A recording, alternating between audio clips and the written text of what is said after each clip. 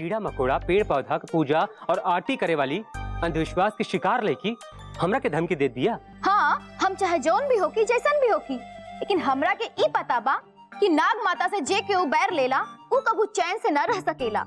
चैन से न रह सके। देखा ना हमरा के, हम तो तोरा ठीक एकदम सामने बानी, देखा एकदम ठीक बानी ना हम। और एक बात नोट कर ला, ये अंधविश्वास की बढ़ावा तोरा के हम ना देवे देव, समझ लू। ए, ई हमार गांव रहन सहन हमार संस्कृति बा, तू एमे छेड़छाड़ करे वाला के बाड़ा? अरे बाप रे, ये लड़की तो एकदम पागल बिया, ये कुछो कर सकेले। अगर हमरा पर पानी डाल दिलस तो हमारा कपड़ा तो गील हो जाई। हम समझ गइल बानी, तू ऐसे ना मन बा। रुका, अभी बता बतानी। छोड़ा, छोड़। अरे भीग जा। अच्छा मुंह देखत बानी, तू हमरा कैसे रोकत बड़ा?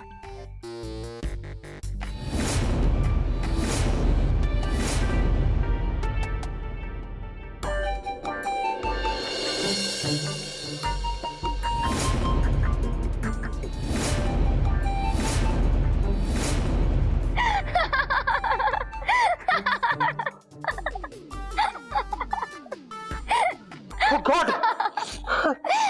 देखला, तू भगवान के नाम लेला ना, तू ही कहत रहला ना कि जब हम कोनो गलती नहीं खे कैली तो हम काहे प्रायश्चित करी। नाग माता अपने आप ही प्रायश्चित करवा लेनी और अपन स्थान के शुद्धि भी करवा लेनी। ये है हमार नाग माता के शक्ति। शक्ति? My foot! हमार कुल कपड़ा खराब हो गया, तोरा के शक्ति के लागल बा? कपड़ा खराब ना, तो हर दिमाग खराब हो गइल बा। जाई ओकरा के ठीक कराई। बताओ। ए, रुकी, हम का तानी हुआ ना जाई। ओम त्र्यंबकं यजामहे सुगंधिं पुष्टिवर्धनम् उर्वारुकमिव वन्दनात् नित्यो मोक्षयमामृता। ओम त्र्यंबकं यजामहे सुगंधिं पुष्टिवर्धनम् उर्वारुकमिव वन्दनात्।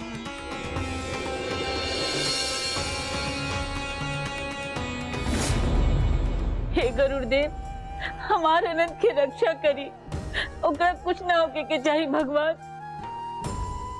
हमार ममता के रक्षा करी भगवान, रक्षा करी। रुक जाई, तो ठीक ना होई। कहे रुक जाई? हाँ, हम पूछे बानी कहे रुक जाई? ये रंग के ऐसा ही रह दे हम, बतावा। और बात में तू हमरा के धमकी का दे रहल बाड़ू? धमकाने के रहल बानी, बता रहल बानी। ई पवित्र जल तू नहीं छू सकत। ई जल नाग माता के पूजा करे खातिर ह। काहे नहीं छू सकत? काहे नहीं छू सकत? हाँ, दिक्कत ना, रुकी।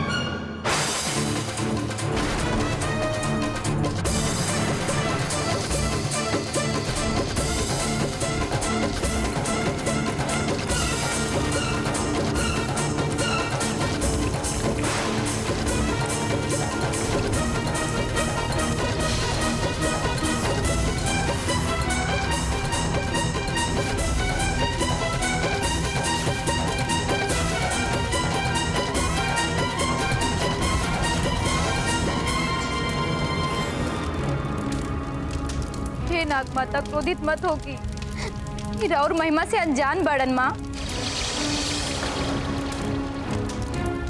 कि रउआ शक्ति नहीं के जानत माता। इनकर भूल क्षमा कर दी माँ, क्षमा कर दी। देख लो कितना साफ पानी रहे, हमारा कपड़ा का कौन रंग छूट गई, देखा?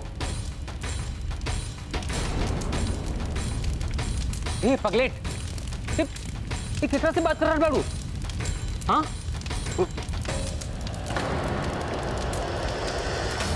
ये कहाँ बुद्धि कर रहा बाबू? हाँ? अरे दादा, अच्छा आप समझ नहीं, माने हमरा की गाली दे रहा बाबू?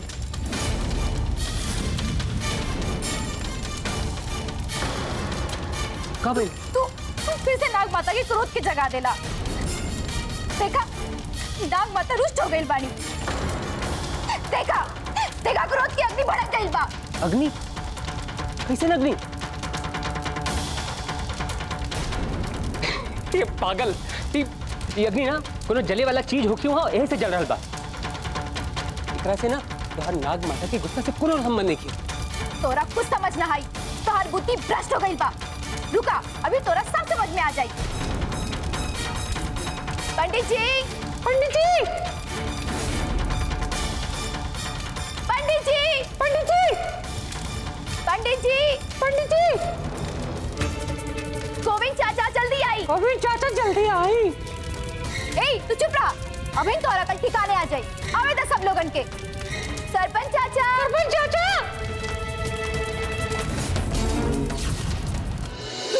सरपंच चाचा।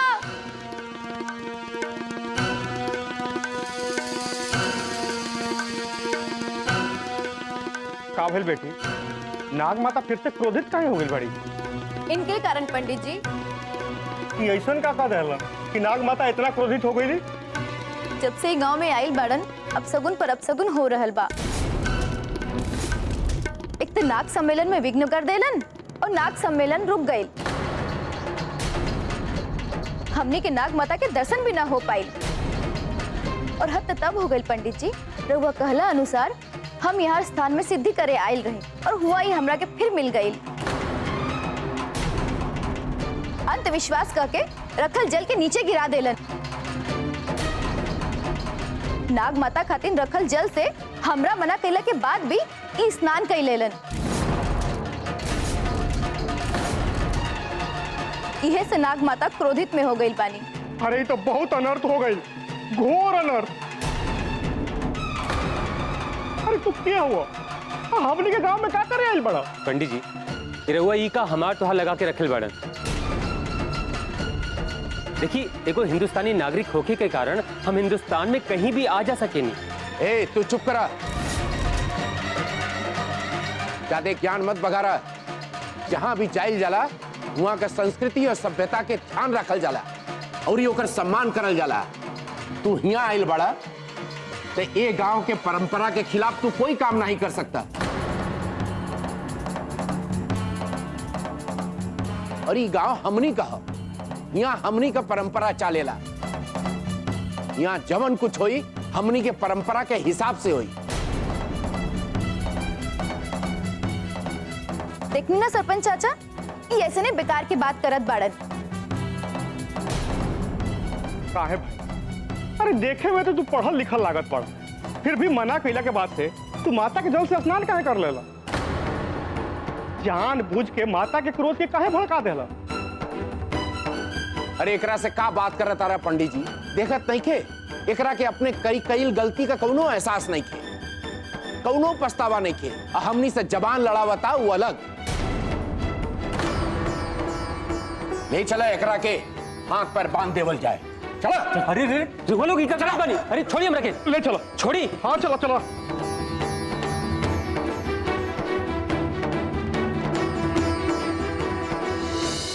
छोड़िए हमरा के। ये रहुआ लोग का करल बानी?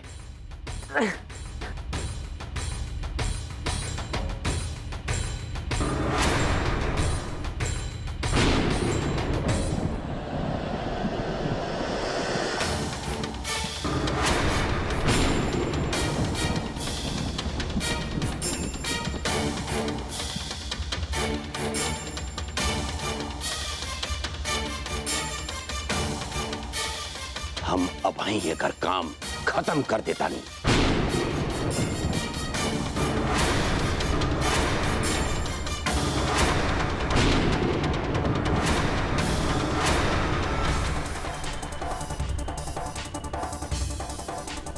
पूर्ण श्रद्धा और निष्ठा से अखंड दीप जलावा और महामृत्युंजय मंत्र के पाठ करा। लेकिन ध्यान रहे, दीप बुझे के ना चाहिए। पूर्णिमा तक दीप जलत रहे के चाहिए। अनंत सुरक्षित वापस आ जाए। हे गुरुदेव, हमारे अनंत की रक्षा करी, ओकरा कुछ ना होके के चाहिए भगवान। हमारे अनंत के बचा ली। गुरुदेव, हमार ममता की रक्षा करी भगवान, हमार ममता की रक्षा करी। रुक जाइए चाचा, रुक जाइए।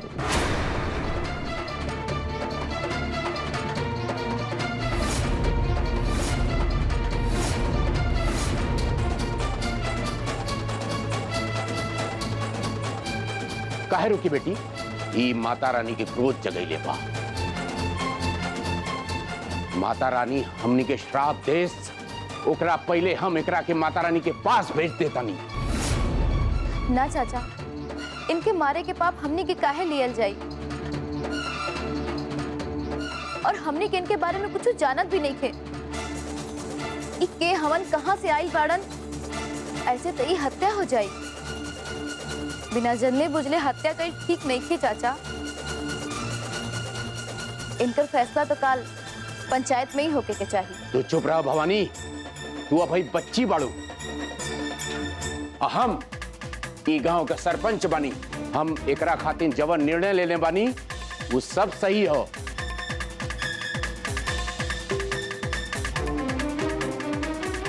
भवानी ठीक कह रहा बड़ी सरपंच जी। इतना जल्दी इतना गंभीर निर्णय लिया उचित नहीं थे। और पंडित जी, अभी हमने के सबसे अधिक जरूरी बा नाग माता के क्रोध शांत कई। हमने पहले होकर कोनो उपाय करे के चाहिए। हाँ, वैसे भी पंचमी से लेकर पूर्णिमा तक हमनी के गांव में सिर्फ शुभ काम ही होकर के चाहिए। हमनी के पहले नाग माता के शांति के उपाय करे के चाहिए। तो ठीक बा, एकर फैसला कल पंचायत में होई।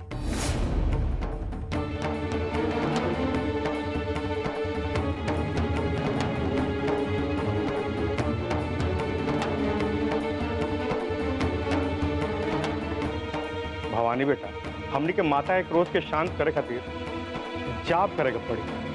जी पंडित जी।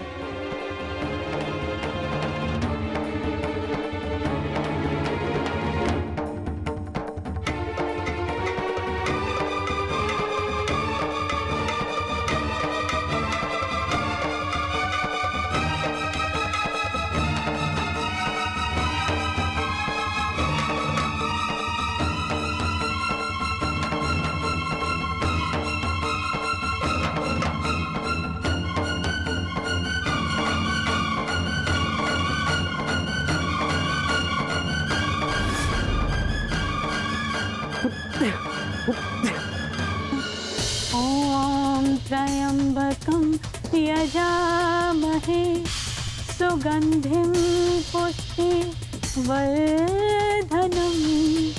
उर्वारुकमिव वन्दना।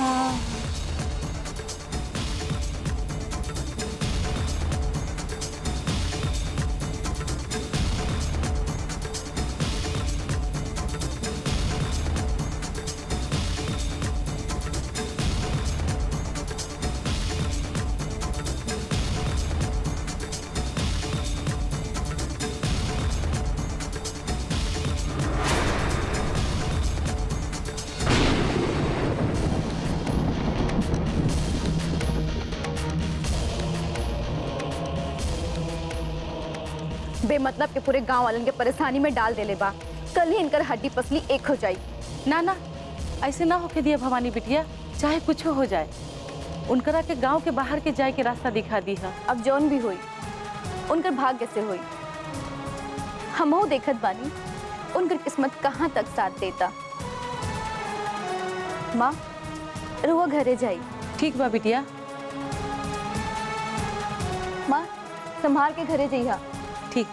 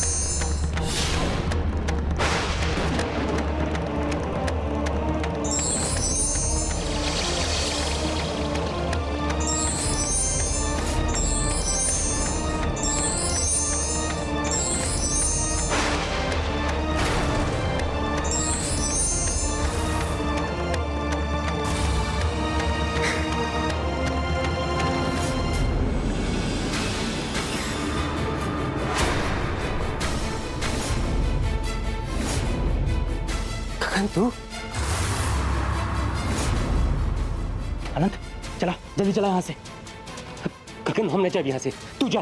हाँ मजाक मत करा यार, चला यहाँ से निकले के बाद जल्दी चला। गगन हम मजाक नहीं कर रहल बानी, तू जा यहाँ से, हम कहीं ना जाए। पगला गई बाड़ा का, ये गांव के लोग तोहरा पर कितना गुस्सा करेबा। अगर यहाँ रहबा तो पता ना कल पंचायत में तोहरा साथ ये लोग का करी यहाँ। ये मौका हो भाई, चला जल्दी चला यहाँ से। गगन अगर ऐसे बात बना तो हम लोग के मूर्खता और ये लोग के पागलपन दूर करे बिना यहाँ से ना जाए, तू जा यहाँ से। यार तू समझ काहे नहीं के रहल यार, ये समझ करे कि ना भाई मुसीबत में पड़ जाए यार, चला ना। अगर ऐसे बात है तो कल होखे वाला पंचायत में हम ये प्रूव कर दे कि ई लोग के आस्था विश्वास कुल अंधविश्वास है, सब गलत है। अच्छा तो तोहरा के लागत बा कि तू जो कहबा वही लोग मान लिए, ये तोहरा भ्रम बा भाई भ्रम। यहाँ तोहरे तर्क पर ना कौनो विश्वास करे वाला नहीं के भाई, कौनो नहीं, समझा। ये लोगों की आस्था और विश्वास बहुत अड़िक बा। तो ठीक बा गगन, अगर हम अपन बात के ना प्रूव कर पाई, अगर ये लोग के अंधविश्वास के अंधकार से बाहर ना निकाल पाई नहीं, तो हम ही समझ ले कि हमारी कुल पढ़ाई लिखाई, हमारी रिसर्च सब बेकार है। अगर हम गांव वालों को कन्विंस नहीं कर सकत तो हम अपन माँ के सोच के कैसे बदल पाए, उनकर मन के डर के कैसे दूर भगाए। देखा हमारी बात माना भाई, अभी यहाँ से चला। अपन माँ के समझावे के बारे में बाद में सोच लिया यार, अगर जिंदगी रही तो ये सब तो तू बाद में भी सोच सकत बाड़ा ना भाई। देखा गगन, हम कहली नु कि जब तक इन लोग की मूर्खता के हम प्रूव न कर देब, ओकर दूर न कर देब, तब तक हम यहाँ से ना जाए। देखा हम लास्ट टाइम पूछत बानी, तू हमारे साथ चल बा कि ना। गगन अब तो ब्रह्मा जी भी आ जी है ना, तू भी हमरा के यहाँ से नहीं खिला जा सकत, तू जा यहाँ से।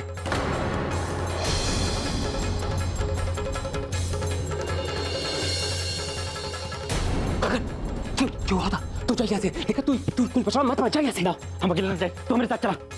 तू गगन चल यहाँ से, तू चल, हम कल चल यहाँ से।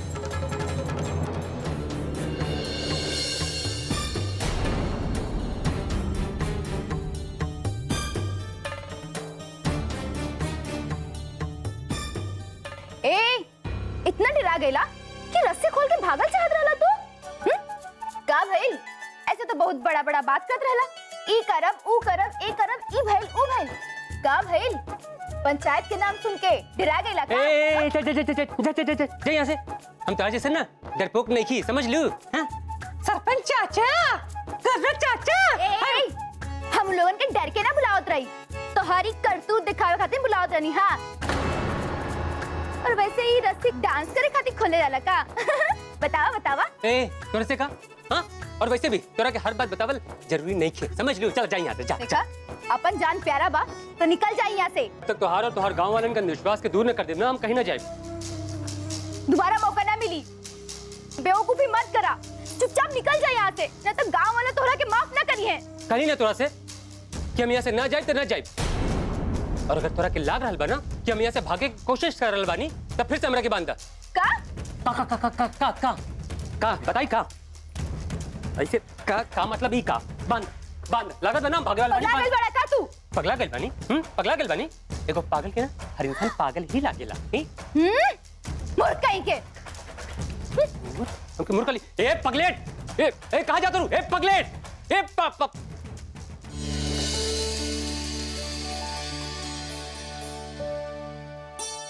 ए पगलेट हमरा के वहां अकेला छोड़ के यहां कैसे चले लू हां और ई का कर रहल बाड़ू हां दिखाई नहीं के दे रहल बा तोहर पाप धोवे आइल बानी।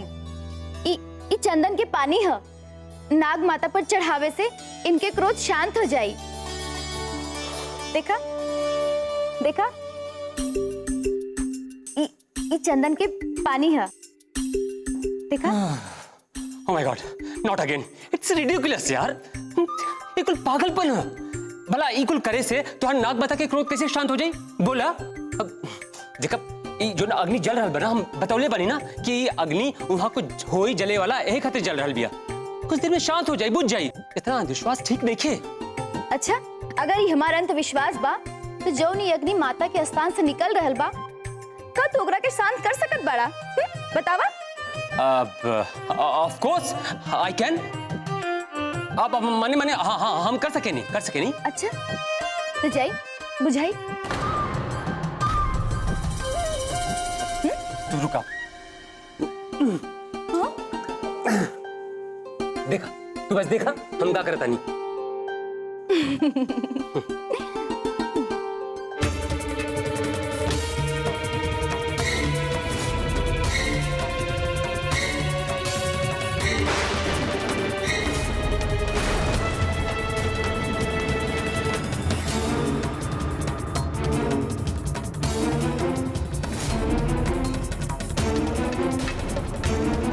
जा जा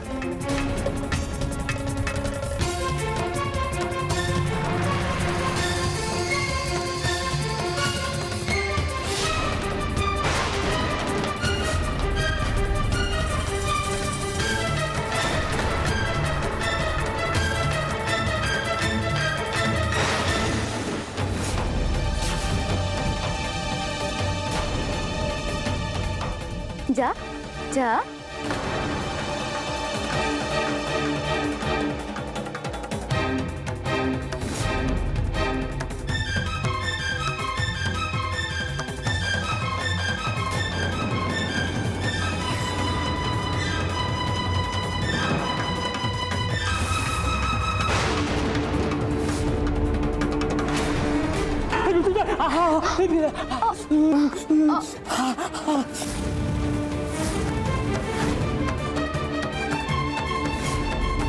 देखला माता रानी के शक्ति के मजाक उड़ेबा तो ये होई नु। अब देखा हम का करत बानी।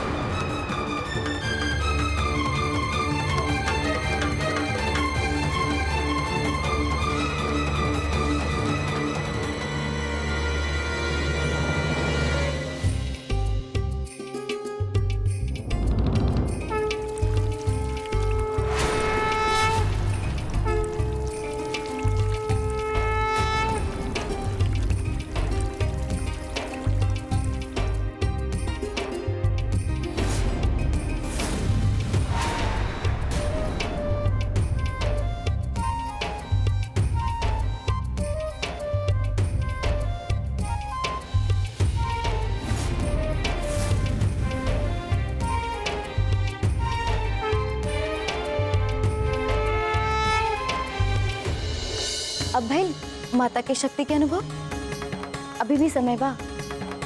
इनके शक्ति के स्वीकार करला, इनके आगे हाथ जोड़ला, माता रानी क्षमा कर दी है ना। हमरा खातिर पहले भी अंधविश्वास रहा और अभी भी अंधविश्वास ही है। अच्छा जेकरा के तू बार बार अंधविश्वास कर रहल बाड़ा ना, एक दिन तू स्वयं उनके आगे उनके शक्ति के स्वीकार करके हाथ जोड़बा, ई हम कह देत बानी। इम्पॉसिबल। अपन गलती मान ला, काहे जिद पे अड़ल बाड़ा तू? कैसन गलती? कौन गलती? हाँ हम जवन कुछ भी कर रहल बानी ना वो सच है। अच्छा तब इतना तड़प काहे रहल बाड़ा तू? तू लाख बार काबू ना तब हम ना मानब। हमरा खातिर घंट मंट में ना कोनो शक्ति नहीं खे, समझ लू। तोहर मर्जी, तोहर हाथ में जलन होत रहे इहे से कहनी बढ़िया से सोच ला। कल तक तोहर सोच ना बदलल तो पंचायत से तोहरा के कुछ भी सजा मिल सकत बा।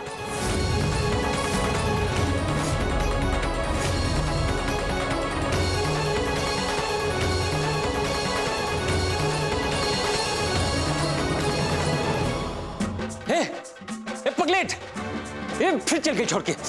ए पगलेट, अंधविश्वासी कहेंगे। स्वाहा महाघोरावय काली बेतालाय हुम फट स्वाहा।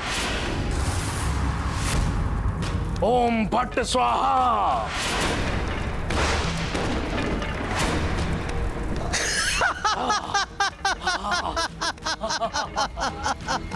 बेताल सामने आओ, बेताल सामने आओ, दर्शन दो बेताल, प्रकट होगा।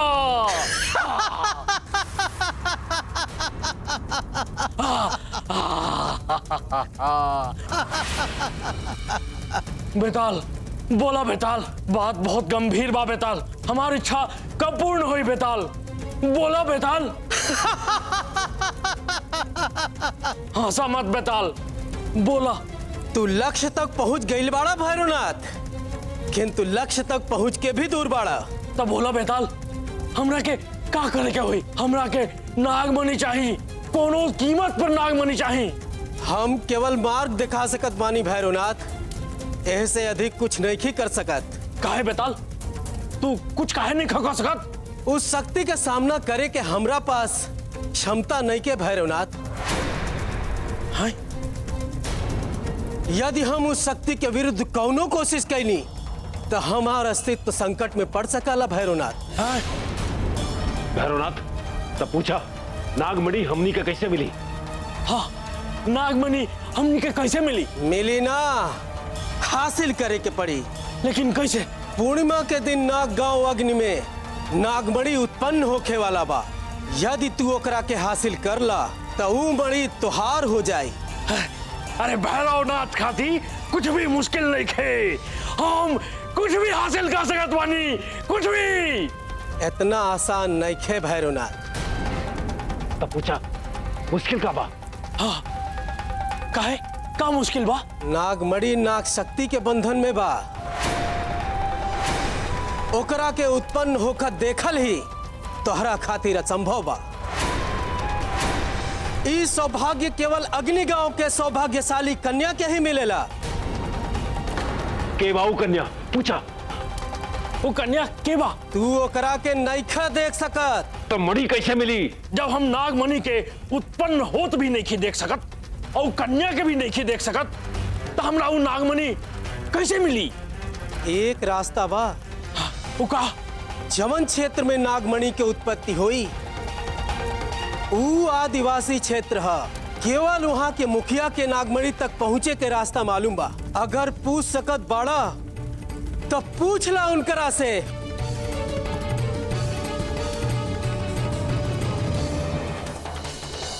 तोरा ई पंचायत के बतावे के पड़ी कि हिया कौना कारण से अइला।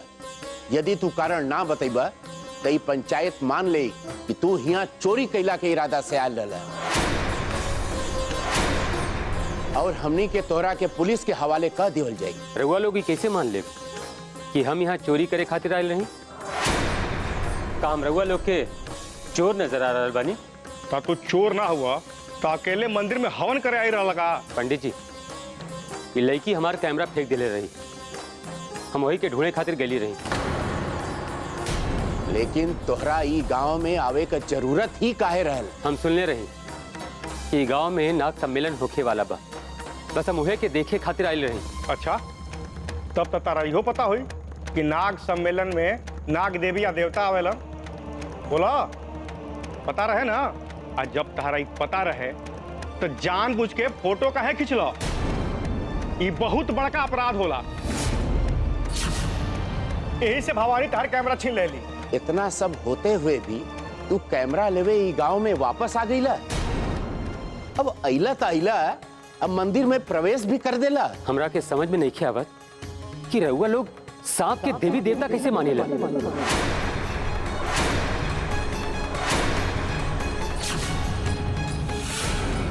ये कुल ना मूर्खता से अधिक कुछ नहीं।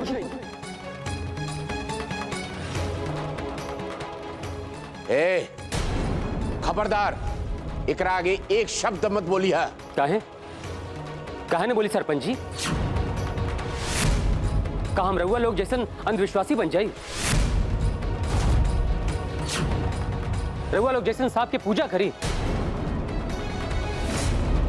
सांप के भगवान मान के अपन कैमरा भूल के यहाँ से चल जाई। देखी देखी चाचा, ये ऐसे ही कल भी बोलत रहे, नाग माता के बामी के बिल के कीड़ा कहत रहन और हमनी की नाग माता के अपमान कैलन, नाग माता के शक्ति और महिमा के माने से मना कर देलन।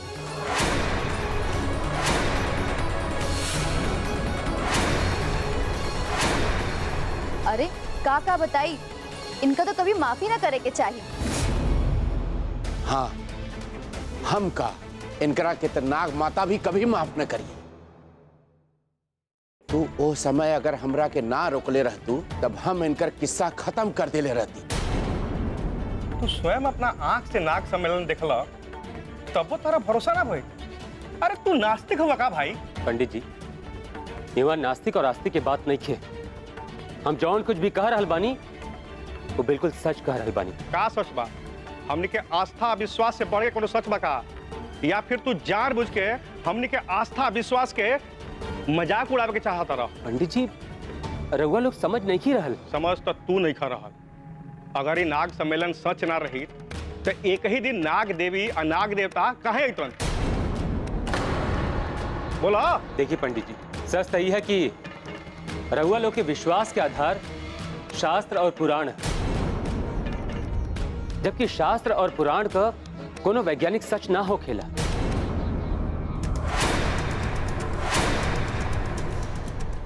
और सरपंच जी, पुराना जमाना में लोग पढ़ल लिखल ना होत रहे, यहीं से वो लोग कोनो भी बात के धर्म के साथ जोड़ देते रहे। जैसे स्नान करे के बाद भोजन करे के चाहिए, सूर्योदय से पहले उठ जाए के चाहिए, जबकि सच तो ई है कि स्नान करे के बाद भोजन करे के प्रक्रिया पाचन क्रिया से जुड़ल है। सूर्योदय से पहले उठ जाए की प्रक्रिया एक खातिर कहल जाला ताकि जब हम सूर्योदय से पहले उठ जाए तब पूरा दिन के प्रक्रिया हम अच्छे तरीके से निभा सकें। लेकिन रउआ लोग इस सच्चाई के स्वीकार न कर पाइनी, बल्कि एकरा के अंधविश्वास समझ के यही के बढ़ावा देनी। बस बोल लेला और कुछ बोले के बाद? हाँ बोलब, हम ही बोलब कि हम रउआ लोग से रिक्वेस्ट करे के चाहत बानी कि रउआ लोग सांप के देवी देवता मानना छोड़ दें, ताकि यही कुल मूर्खता से बढ़कर कुछ नहीं खे। बस अब ऐसे अधिक हमरा के रउआ लोग से कुछ नहीं थे कहत बा। बस बंद करा अपनी बकवास। तू एक गांव के सच के बारे में कुछ जानत नहीं खे और न ही हमरे देवी मैया के महिमा के बारे में कुछ जाने ला। ये तो हमनी के ही पता बा कि हमनी का अस्तित्व नाग माता के बिना कुछ नहीं खे। Oh my God, it's impossible to make them understand. का कहला? हम बस यह कहत बानी कि रउआ लोग कौना युग में जी रहल बानी। सुन रहल बानी ये रउआ लोग, ये लड़का हमनी के चुनौती दे रहल बा।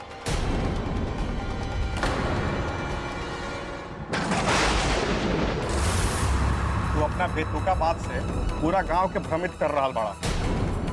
अरे दो चार गो किताब का पढ़ लेला, हमनी के देवी देवता के अस्तित्व पे सवाल उठावे लगला। संभवतः तारा मालूम नहीं खे कि अगर तू सांस भी ले रहल बड़ा ना, तू हमनी के देवी देवता के कारण ही ले रहल बड़ा। तू ऐसे हमनी के व्यवस्था परंपरा के चुनौती नहीं दे सकत। अरे छोड़ी पंडित जी, समझावे से ही समझे वाला नहीं खे। एकर का करे के ई हमनी के तय करे के होई। जरा हेने आई था, ए आई जी।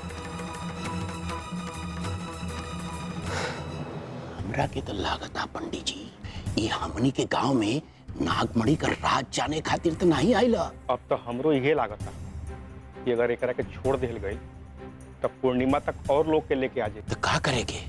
एकरा के नाग माता के बलि चढ़ा देवे के? ना ना, नाग माता के आदेश के बिना एकर बलि नहीं चढ़ावल जा सकत। हमनी के एकरा के पूर्णिमा तक गांव में रोक के ही रखे के पड़े। तो चलिए हम लोग सबके बतावल जाए। आई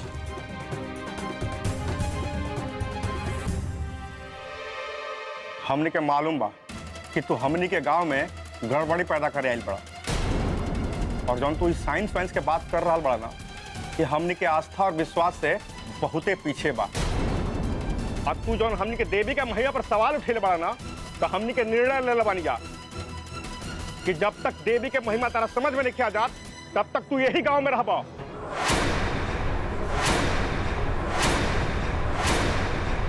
पूर्णिमा तक तू यही रह और हमनी के तौर तरीका से रह, यह तोहार सजा बा।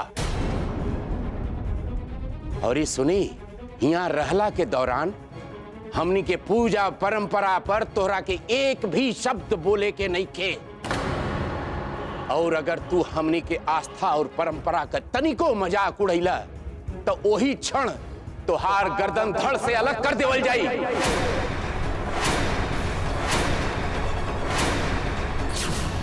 का भाई लोग, हम ठीक कहनी है ना? हाँ हाँ। बेटी भवानी, हम एकरा के कल्याणी के घर में रखे चाहत बानी। जी सरपंच चाचा। तू इनकरा के सजा देवे से रुकौले रहलू ना, ये से ही काम तोहरा के सौंपल जा रहा कि गांव छोड़ के जाए के ना चाहिए, कि जिम्मेवारी तोहार बा। जी पंडित जी। और सुना साइंस बाबू, एकरा बाद भी अगर तू कोई बेवकूफी कैला ना तो यहाँ से तू अपना घर ना सीधा यमलोक पहुंची बा। बुझाइल की ना? हाँ नहीं तो अगर ना समझ आई ना तो तहार खैर नहीं खे। सरपंच जी, रउआ लोग चिंता न करी। जब तक हम रउआ लोग के भगवान के सच्चाई सामने ना लिया देव ना, हम यहाँ से कहीं ना जाते। हम ये बात के साबित कर देव कि हम जवन कुछ भी कह रहल बानी वो सच है, और रउआ लोग गलत गलत गलत गलत गलत गलत गलत।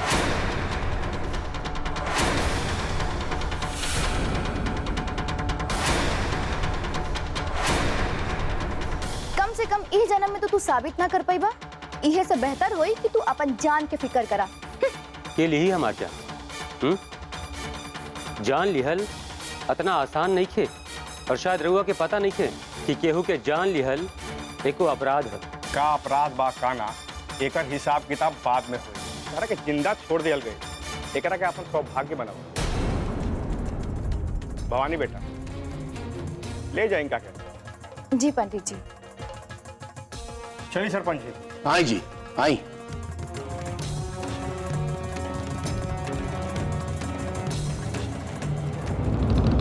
ऐसे टुकुर टुकुर का घूरत बड़ा? हाँ चला। हाँ नहीं तो चला।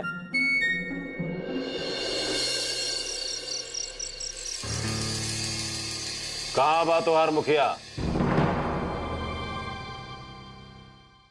कहा बा तोहार मुखिया? बताइबा कि ना? ना। काहे?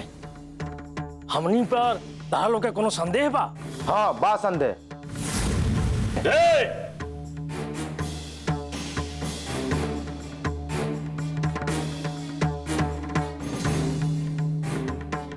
संदेह बात साफ साफ सुन ल।